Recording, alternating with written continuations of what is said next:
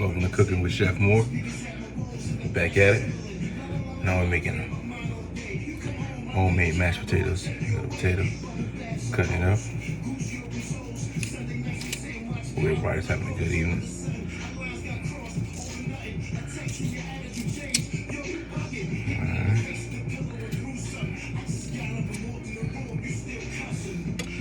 Make sure everything stay clean, you know? Chopping up or whatever. Rocking to the music in the background. Here's some of the stuff I'm using today on it. Minced garlic, chopped chives, black pepper, and cream cheese, believe it or not. Let's come over here to the stove area. There's some of the cut up potatoes in there. Should let it cook for like, we'll let it boil for like 12 minutes. I got my meatloaf inside the oven. We'll get to that later. All right.